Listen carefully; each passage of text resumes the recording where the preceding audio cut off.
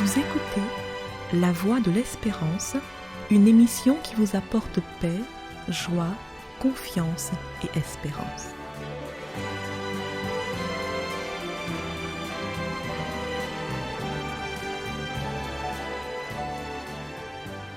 Bonjour la Guyane et bonjour à tous depuis la Guyane. Il est toujours bon et agréable de parler de l'amour. Il faut en parler car l'amour est une puissance.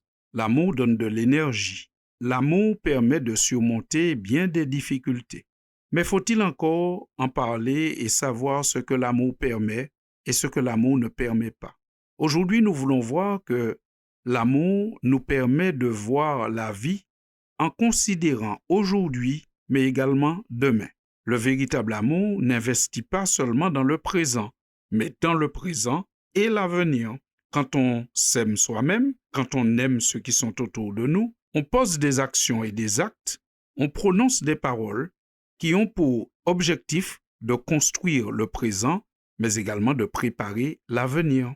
Si on ne considère que le présent, on risque de devenir une personne méchante ou envieuse. C'est un peu ce que raconte l'homme qui a rédigé le psaume numéro 73 qu'on retrouve dans la Bible. Il dit, quand il regarde ce qui se passe autour de lui, qu'il porte envie aux insensés en voyant le bonheur des méchants. C'est comme si il regarde ceux qui sont autour de lui et il a l'impression que les méchants prospèrent, que tout va bien pour eux. Mais un peu plus loin, dans le même psaume, au verset 16 et 17, il dit « Quand j'ai réfléchi là-dessus pour m'éclairer, la difficulté fut grande à mes yeux, jusqu'à ce que j'eusse pénétré dans les sanctuaires de Dieu et que j'eusse pris garde au sort final des méchants. » Fin de citation. Ainsi, nous considérons que l'auteur du psaume 73 a un regard sur le présent, mais il a aussi un regard sur l'avenir. Il regarde la situation de ceux qui vivent dans la violence, le mépris, la méchanceté aujourd'hui.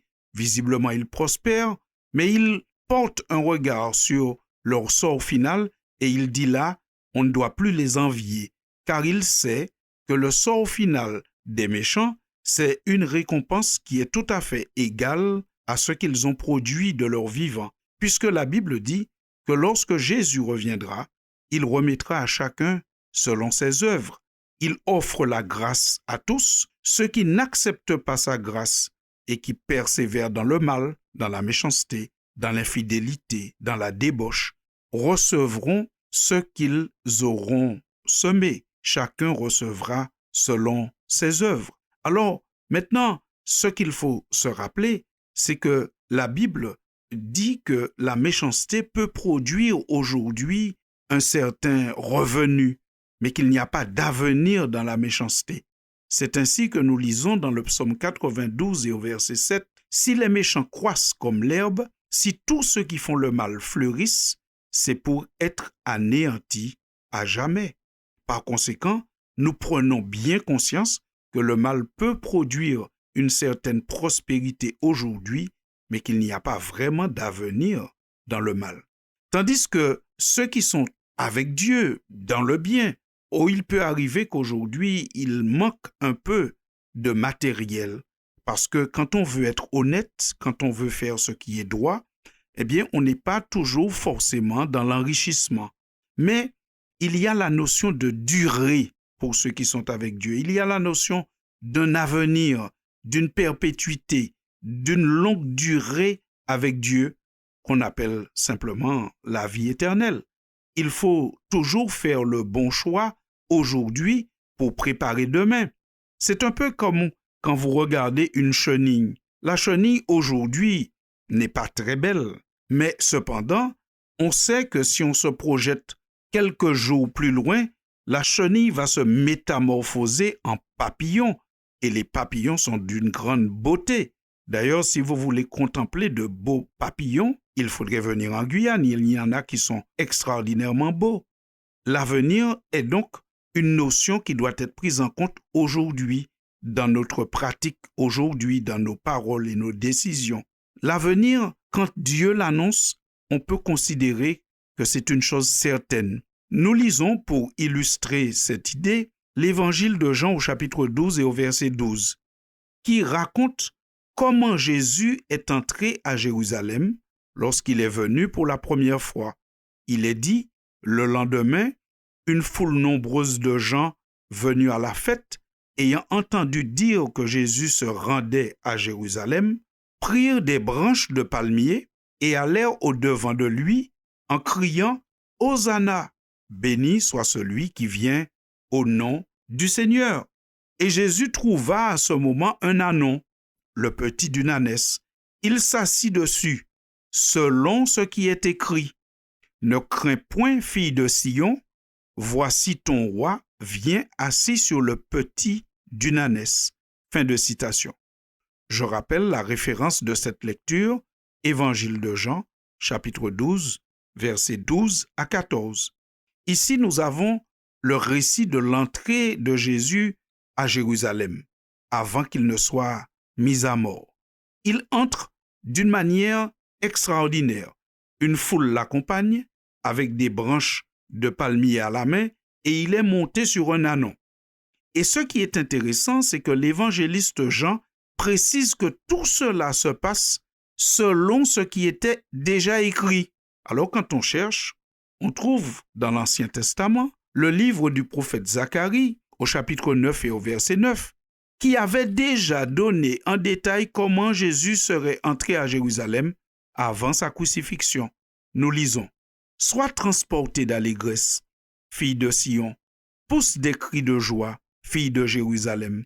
Voici ton roi vient à toi, il est juste et victorieux, il est humble et monté sur un âne, le petit d'une ânesse. » Fin de citation. Zacharie est un prophète qui vivait et qui avait un ministère 5 siècles avant la venue de Jésus. Et oui, 5 siècles avant la venue de Jésus, ce prophète inspiré par le Saint-Esprit avait donné déjà le descriptif de l'entrée de Jésus à Jérusalem. Ceci nous montre bien que la prophétie est fiable. Quand Dieu annonce quelque chose, cette chose arrive avec certitude. Aussi, en tant qu'humains, nous vivons non pas en considérant et en regardant seulement le présent, mais aussi en se projetant dans l'avenir, en se disant « mais qu'est-ce que Dieu a donc promis pour l'avenir et comment je peux m'y préparer ?» Alors, nous avons entendu que Zacharie avait prophétisé que Jésus viendrait pour la première fois, il entrerait à Jérusalem sur un ânon, le petit d'une ânesse.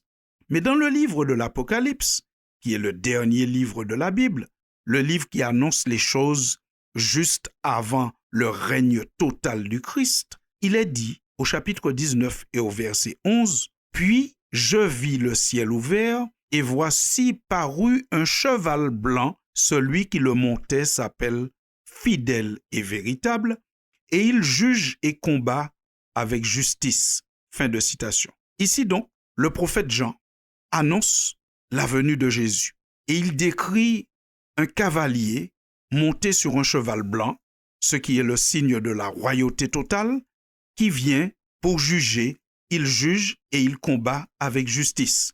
La première venue du Christ, il était monté sur un ânon, le petit d'une ânesse, ce qui est le signe de l'humilité totale. Dans sa seconde venue, il vient monter sur un cheval blanc, ce qui est le signe de la royauté absolue. Par conséquent, nous croyons, et nous avons cette certitude, que le Christ reviendra, tout comme il est venu la première fois, il reviendra une seconde fois, mais pas dans les mêmes conditions. Bientôt, le monde entier va célébrer Noël. Bientôt, le monde entier va se rappeler que Christ s'est incarné, qu'il est né. Alors, bientôt, Jésus va aussi revenir. Et ça, nous devons nous y préparer. Aussi, vivons donc dans l'amour les uns pour les autres, l'amour pour Dieu, en nous disant, oui, il est important d'investir, de construire, de bâtir pour aujourd'hui. Mais il est important de garder en tête l'image de la chenille qui bientôt va se métamorphoser en papillon. Aussi, nous croyons que servir Dieu peut nous emmener à quelques difficultés. Mais bientôt, la chenille va se métamorphoser en papillon. Donc l'avenir annoncé par Dieu est une chose certaine et véritable. Préparons-nous donc pour rencontrer le Christ lorsqu'il reviendra. Il est déjà venu. On va bientôt le célébrer. Il viendra encore. Préparons-nous à l'acclamer.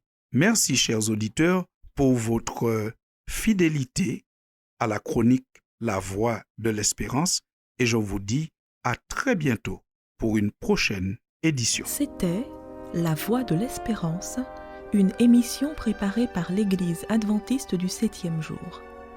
Si vous désirez avoir une copie de la causerie d'aujourd'hui, demandez-la. Elle vous sera donnée gracieusement. Écrivez à La Voix de l'Espérance, boîte postale 169 97 324, Cayenne, CEDEX, ou téléphonez au 0594 25 64 26. Merci chers auditeurs et à bientôt.